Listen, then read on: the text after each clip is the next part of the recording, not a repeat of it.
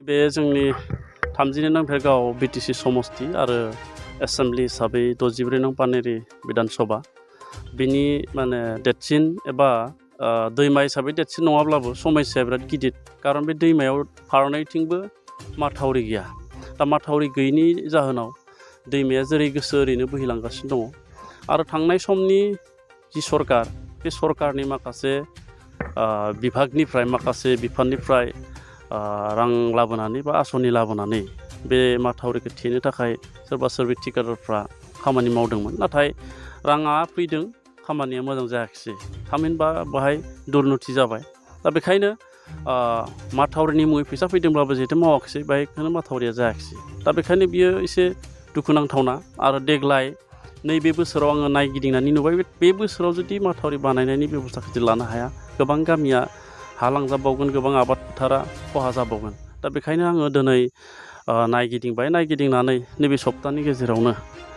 तत्कालीन एबा इमारजेन्सि फान्डनिफ्राय बे बोसोरसेनि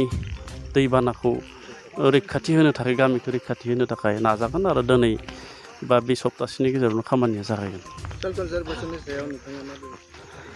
सयल कनजारभेसन हिसाबै जोंनि थांनाय समनि बिटिसि आरो दानि बिटिआर बेबायदि गिदिर गिदिर माथावरि बानायनो थाखाय जेरैबायदि आसनि हमनांगौ बा फान्ड हमनांगौ बिदि नांगौसिबां बिटिसिआव बा बिटिआरआव बिदि फान्डबो फैया दा बेखायनो बेखौ सरकार भारत सरकार जिहेतु दङ सेन्ट्रेल गभर्नमेन्ट बे सेन्ट्रेल गभर्नमेन्टनि खाथियाव जोंनि बे काउन्सिलनिफ्राय मोनसे मोजाङै गसर गाबनांगौ आरो बेहाय सेन्ट्रेलनि आसनि लाबोनो हायैनि थाखायनो खामानिफोरखौ जों मोजां मावनो हायाखै माने एमजिएनरेगाथ' फैदों थेवब्लाबो बे डिपार्टमेन्ट जिहेतु दंखायो जोंहा माखासे वाटार रिसर्सआनो होन कनजारभेसनानो होन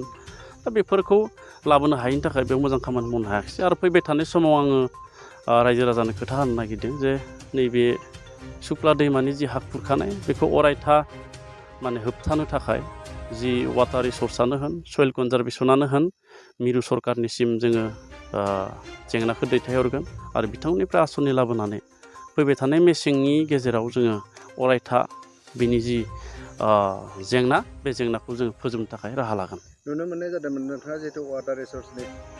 बेयावहाय नोंथांनि EMJनि सिगाङावनो मोनसे मेम'रेन्डाम नोंथाङा साबमिट खालामदों आसाम सरकारनि बे बेलायाव मा बुङो? नंगौ नैबे बिटिसि इलेक्सननि सिगाङावनो थामहिनबा लकडाउन सोलिबाय थाब्ला आङो 32 नं भेरगाव समस्तिनि बिटिसिनि इउपिपिएलनिफ्राय बिजाथिमोन बे समावनो आङो आसाम सरकारनि वाटार रिसर्स मन्त्रि बे समाव केशव महन्तमोन आं बिथांनो मेम'रेन्डाम गथायदोंमोन जे बिथाङा मोनसे स्टेटमेन्ट होदोंमोन जे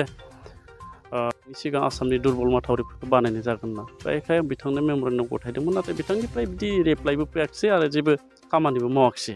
आरो बे एखे मेम'रेन्डामा जोंनि आखायाव दाबो दङ आरो थांनाय